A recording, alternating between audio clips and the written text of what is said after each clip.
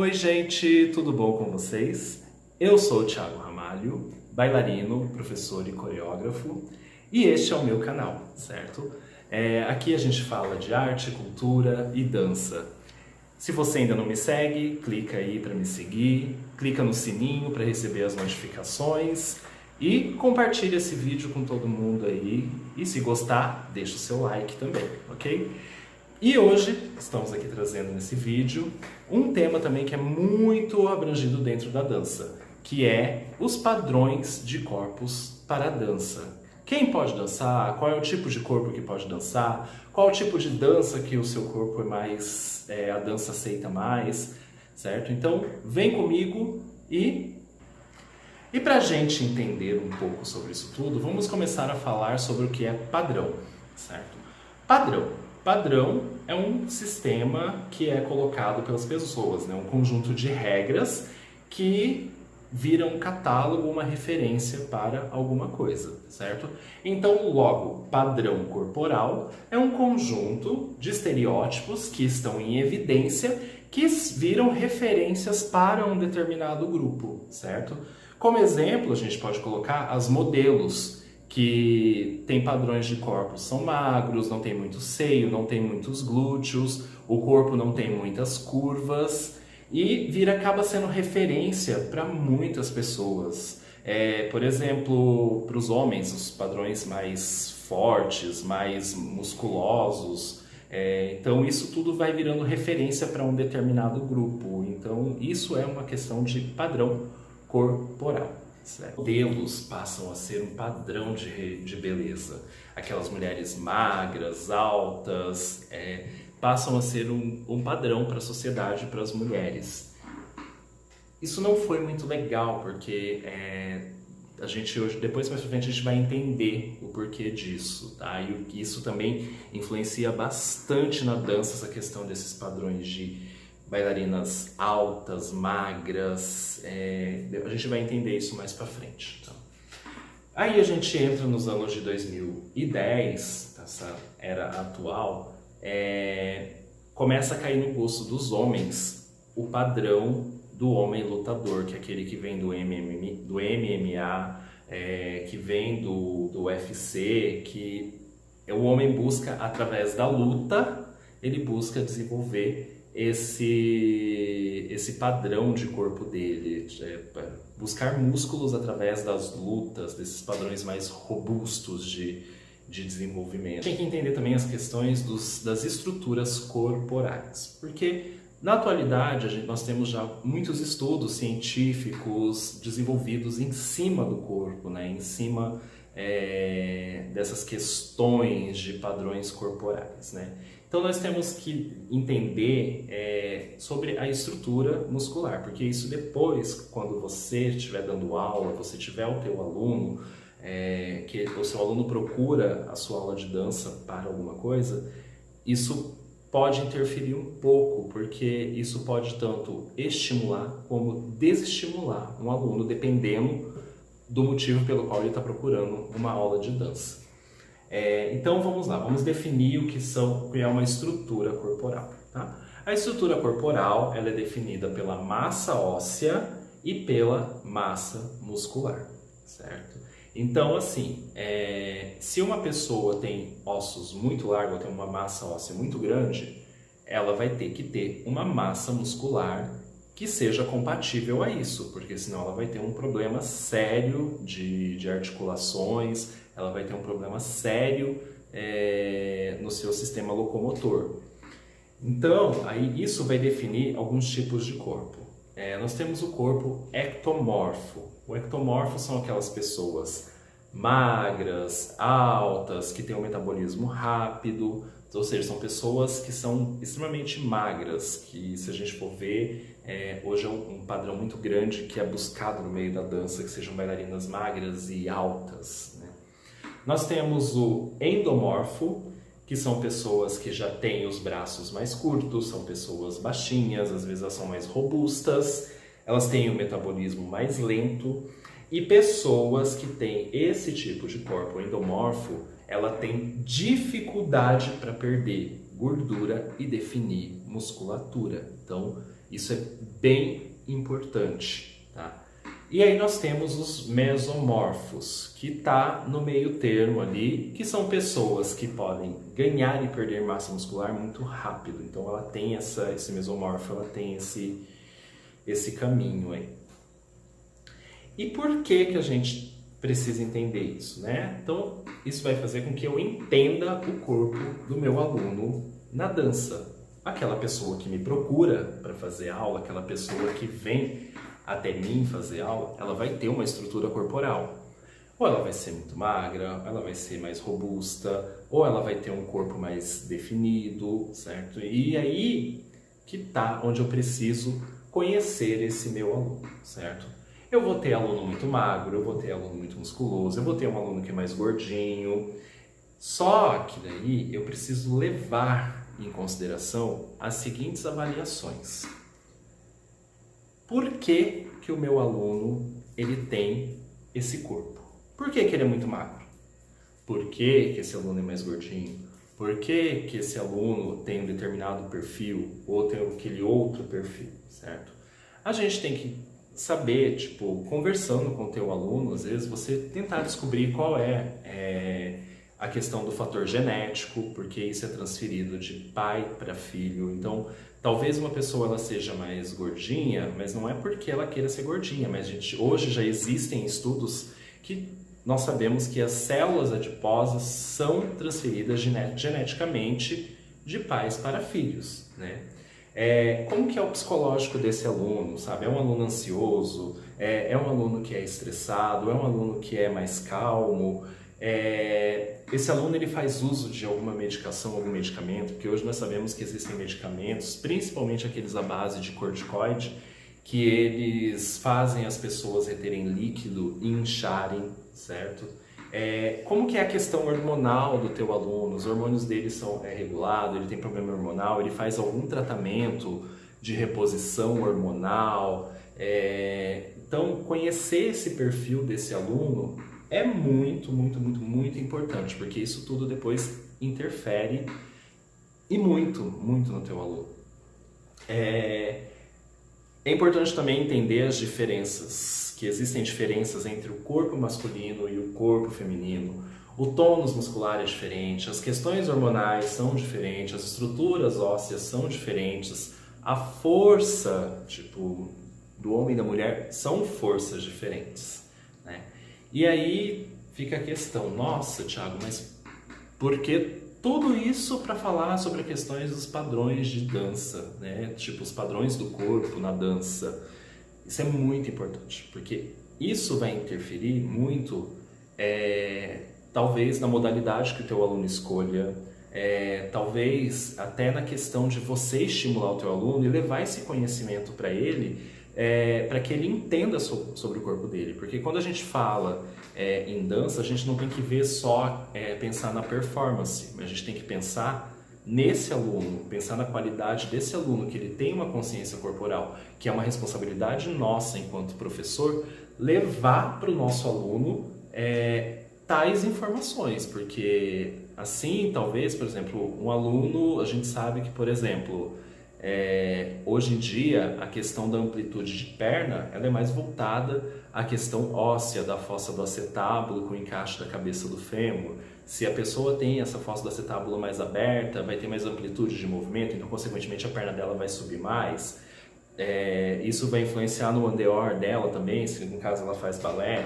E assim como também, se você tem um aluno que é mais robusto, mais gordinho, o desempenho dele não vai ser o mesmo que um aluno que mais magro, que ele vai ser mais ágil, ele vai conseguir fazer saltos e outros movimentos de uma outra maneira, certo? Com uma performance melhor. Isso não é menosprezando ninguém, porque todos na dança têm as suas qualidades. Eu tenho alunas que são mais gordinhas, como eu tenho alunas que são magras, e cada uma tem as suas qualidades em aula, cada uma desenvolve as atividades conforme a consciência do seu corpo. Então, a gente não pode menosprezar esse aluno. Se eu tenho uma aluna que é muito hábil em salto e a outra é muito hábil em giros, então a gente também tem que saber aproveitar isso, né? E como que esse perfil desse aluno, esse padrão corporal dele, você como professor sabe aproveitar essas qualidades e fazer com que o seu aluno também reconheça isso na consciência corporal dele e também saiba reconhecer no corpo dele. Sobre os tipos de dança que nós temos o balé, temos o jazz, temos a dança contemporânea, temos dança de salão, temos dança do ventre, danças folclóricas. Então, assim, dentro desse universo da dança, nós temos uma gama muito grande. E quando a gente recebe um aluno na nossa escola, um pai geralmente quando leva o seu filho na escola, ele vai levar por N fatores. Eu vou ter criança que vai chegar porque o pai quer que ela faça balé, que ela faça uma atividade. Vou ter crianças que vão chegar e que elas querem fazer aula ou que elas querem ser bailarinas, têm esse desejo de ser bailarina e os pais estão incentivando isso. Como também vou receber crianças que o pai traz para que seja uma atividade para que essa criança emagreça, certo? Ele quer que a criança emagreça, que ela saia do sedentarismo. Então, são N casos que a gente tem quando a gente recebe o aluno na nossa escola. Vocês também, eu acho que não é diferente. E aí entra aquela questão, qual é o perfil do aluno para qual estilo de dança?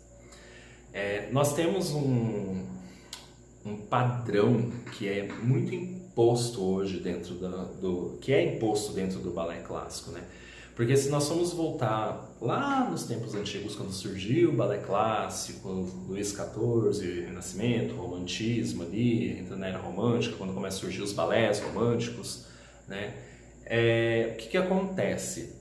As bailarinas, elas não eram magras e esguias, porque o padrão de corpo da sociedade dessa época não era esse, né?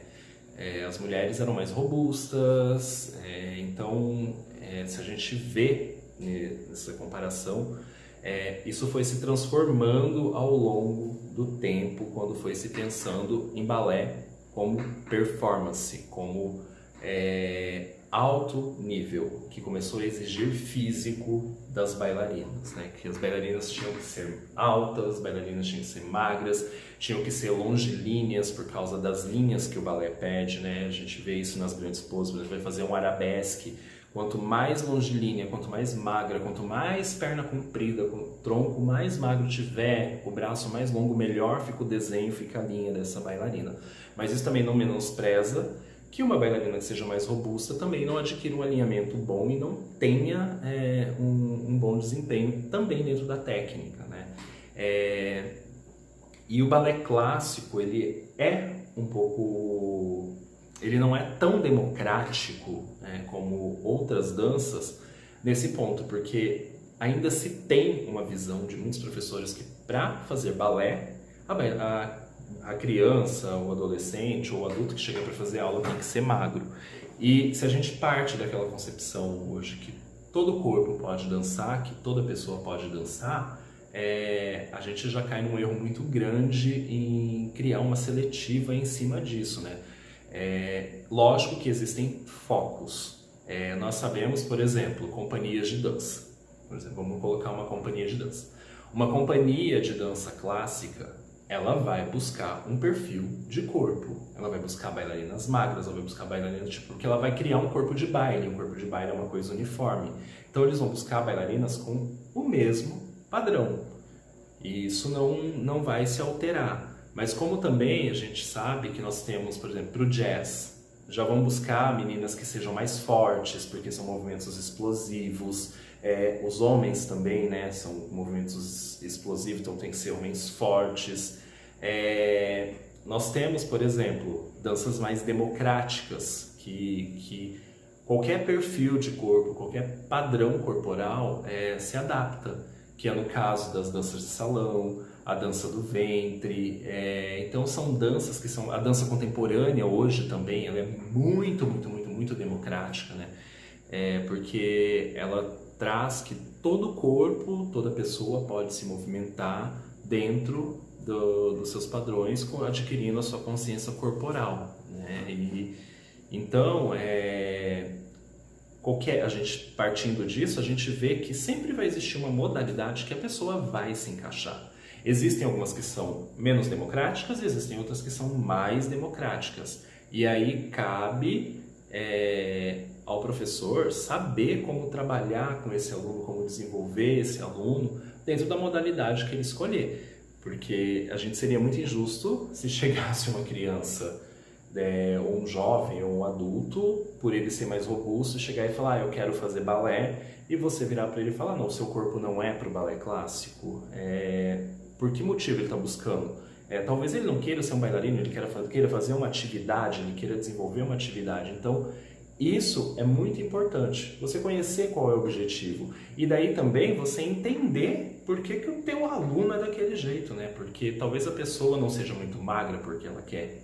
Talvez a pessoa não seja muito gordinha porque ela quer. Existe um fator histórico por trás, a gente citou lá os fatores genéticos, os fatores hormonais, o fator psicológico. Então tudo isso vai influenciar no teu aluno. Por isso que a gente falou lá atrás, porque é importante conhecer isso. E aí, o tipo de corpo do teu aluno também, que a gente falou lá de endomorfo, mesomorfo lá, e se seu aluno tem um padrão de ser baixinho, ter os bracinhos mais curtos, ter as pernas mais curtas e o tronco mais robusto, certo? É um tipo de padrão corporal que não perde peso com facilidade, não ganha massa muscular com facilidade. E aí, como que você vai exigir tal coisa do teu aluno, sendo que isso é do padrão corporal dele?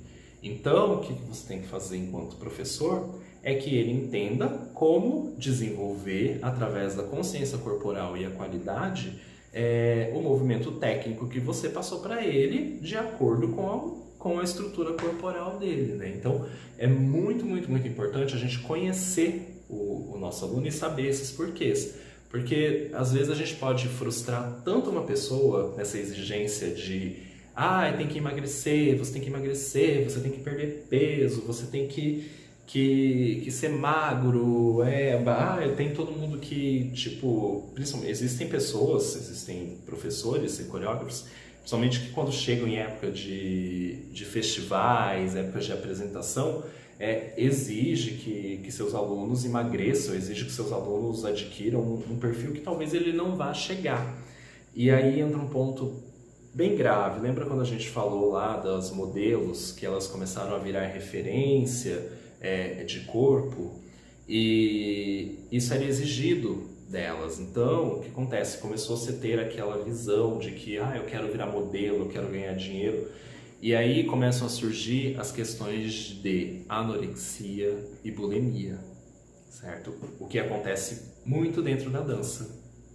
Eu conheço casos bem próximos a mim de ter colegas que eu convivi, de entrar nessa situação, porque o professor falava para ela que ela estava gorda, que ela precisava emagrecer, e a pessoa simplesmente começou a ter anorexia. Ela passou a comia e ia no banheiro vomitar o que ela comia, e às vezes deixava de comer, sabe?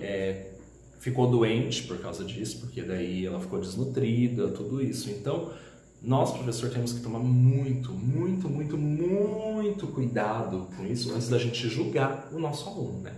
Porque conhecer o histórico dele, saber qual é o objetivo dele, é bem importante. Eu sempre digo uma coisa, uma pessoa muito magra não significa que ela seja saudável, assim como também uma pessoa gordinha não significa que ela seja doente, certo? A gente sempre alerta, porque o que é demais não é bom, né? A gente tem que fazer com que o nosso aluno entenda esse controle lá, mas entra naquela questão de você não julgar o teu aluno sem conhecer o histórico que ele tem por trás, por que ele é desse jeito, por que ele tem um determinado corpo, sabe? E também, nosso papel, talvez, se vê que ele esteja se estimulando, é oferecer para ele experimentar outras coisas, tipo, experimentar outros estilos de dança, para ver se ele se identifica e se ele consegue se desenvolver com seu corpo dentro de uma outra modalidade. Então aí, nós, professores, temos que criar estratégias, temos que criar caminhos para fazer com que o nosso aluno entenda a técnica dentro do padrão dele, né? Porque daí nós vamos estar atingindo o nosso objetivo, que é o trabalho técnico, o desenvolvimento desse aluno, trazendo a questão da consciência corporal, tudo isso. E assim, evitar essas coisas de trazer para dentro da aula essas questões de padrão. Se o seu foco é uma companhia de dança, então você já vai buscar perfis para isso. E ser sincero com o teu aluno, né? Quando ele chegar, tipo, eu quero ser uma bailarina, você ser sincero com ele como é o mercado da dança, você contar para ele como que é esse mercado, se ele quer se profissionalizar, se ele quer buscar, se ele quer ir lá, para que também ele não se frustre, né? Porque a frustração é a pior coisa, porque de repente seu aluno ele faz balé por anos e ele sonha em entrar numa grande companhia de balé clássico, sabendo que lá é exigido um físico, um determinado tipo físico de bailarina. Então, isso é bem importante trazer para o nosso aluno, para que ele também não se frustre lá na frente. E entender também se o seu aluno está procurando a aula por questão de saúde, se ele está procurando a aula por uma questão de sair do sedentarismo, e entendendo esses fatores para que não tenha evasão também, né, de alunos, porque quanto mais você conhece teu aluno, mais confiante ele vai ser em você e mais ele vai acreditar no teu trabalho, e isso vai trazer mais pessoas também no teu trabalho, né? Então, se você gostou desse vídeo, segue a gente aí, clica no sininho, toda semana estaremos postando um vídeo novo aí, trazendo algum tema, alguma dica para vocês, e compartilhem com os amigos também, e deixa o seu comentário também, que pra gente é bem importante saber o que você pensa também sobre o assunto, que são assuntos que eu acho que todos nós aí do mundo da dança vivemos e acompanhamos, né? Um beijão para todo mundo, tchau e até a próxima!